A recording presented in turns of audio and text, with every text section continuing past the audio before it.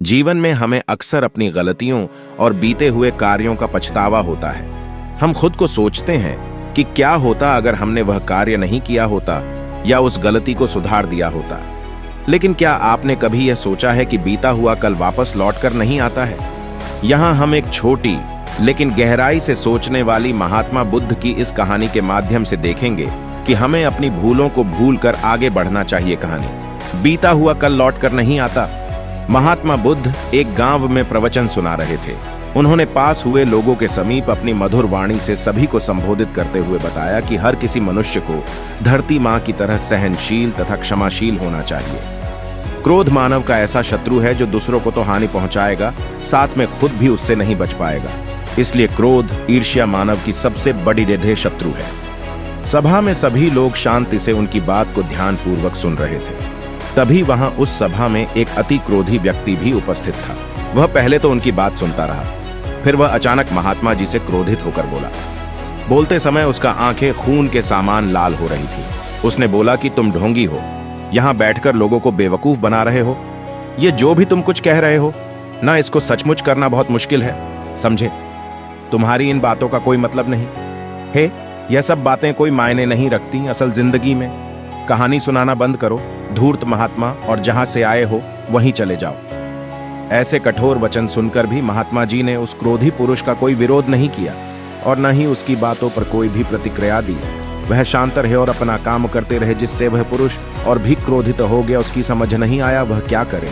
तब उस पुरुष ने महात्मा जी के मुंह पर थूक कर चला गया। अगले दिन जब उस व्यक्ति का क्रोध शांत हुआ और उसे अपनी गलती का पछतावा हुआ, तब वह आत्मग्लानि में जलने लगा और फिर उसने सोचा कि उस महात्मा से मुझे माफी मांगनी चाहिए। वह महात्मा जी की खोज में उसी स्थान पर गया जहां महात्मा जी कल प्रवचन दे रहे थे। लेकिन महात्मा जी वहां कहां मिलने वाले थे? वह तो अपने शिष्यों के साथ अन्य किसी गांव की यात्रा पर निकल पड़ी थी। वह पुरुष सब लोगों से महात्मा जी के बारे में पूछता उस स्थान पर पहुंच गया जहां की महात्मा जी प्रवचन कर रहे थे। तब उस पुरुष को महात्मा जी के शिष्यों ने उसे उनके पास जाने से रोका, लेकिन महात्मा जी ने अपने शिष्यों को आदेश दिया कि आने दे उस पुरुष को। तब वह पुरुष महात्मा जी के चरणों पर गिर गया। उनसे बोला, मुझे क्षमा कीजिए महाराज। उसने महात्मा जी से पूछा, क्या आप भूल गए हो कि मैं वही जिसने कल आपका इतना अपमान किया था? मैं अपने दुष्ट कृत्य की आपसे माफी मांगता हूं। तब महात्मा जी ने बड़े डढ़े शालीनता से उस पुरुष से बोले कि कौन सी बात? तब उस पुरुष ने बड्डी हैरानी से महात्मा जी की ओर देखा। महात्मा जी बोले कि मैं तो बीती बातें वहीं छोड़ आया, क्योंकि बीता हुआ कल कभी वापस लौटकर नहीं आता।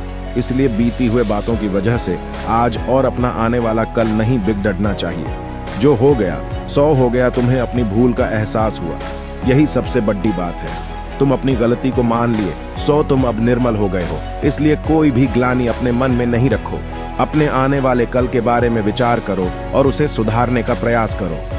महात्मा जी की बात सुनकर उस पुरुष के मन का भार हल्का हो गया और उसने महात्मा जी के चरणों को पकड़ देकर कहा, आज से मैं अपने क्रोध का त्याग करता हूं और धैर्यवान और क्षमाशील होने का प्राण आज से लेता हूं।